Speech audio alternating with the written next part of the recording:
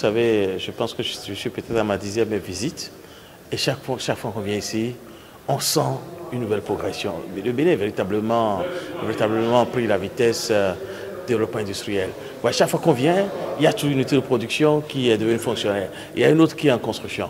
Je pense que le Bénin de demain est en train de se dessiner ici.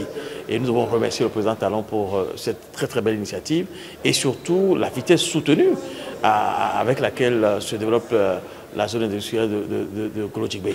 Je pense que le Bénin, de gré ou de force, mais on voit véritablement que c'est au forceps, le président est en train d'arrimer notre pays au pays émergent, au pays industriel. Et je pense que le Bénin a de très très beaux jours devant lui avec cette zone industrielle.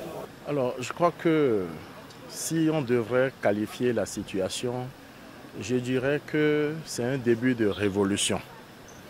Nous avons visité 3 grandes unités et on a eu beaucoup de chance puisque toutes ces unités étaient en activité et nous avons pu toucher du doigt la réalité. Vous savez, à l'université, on nous a enseigné que lorsqu'on produit, il faut transformer. On nous a parlé de valeur ajoutée et de toutes les commodités qui vont avec. Mais là, aujourd'hui, nous sommes venus toucher du doigt. Je donne un exemple. Vous voyez, le paysan de chez moi, Glazoué, qui produit du coton. Alors, lorsque lui sort le coton graine du champ, il pense avoir tout fait. Mais avant, ce coton était exporté, ou du moins après transformation en fibre, ce coton était donc exporté. Aujourd'hui, il est transformé sur place. Moi, j'ai pu acheter des t-shirts que je vais offrir à des amis pour qu'ils touchent du doigt la réalité de ce qui se fait ici. Alors, voyez avec moi ces milliers de jeunes que nous avons vus à la tâche dans différents compartiments et sous différentes thématiques.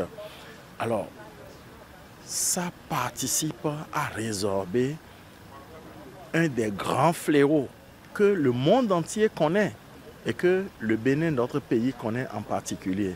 Et vous avez vu ces jeunes, ce n'étaient pas forcément des gens qui étaient préparés à l'utilisation de ces équipements. On nous a expliqué qu'à certains endroits, les superviseurs hier étaient des expatriés, mais aujourd'hui, nos jeunes sont en train de prendre la main. Alors imaginez, si au-delà de cet espace, on réussit à en faire dans le centre,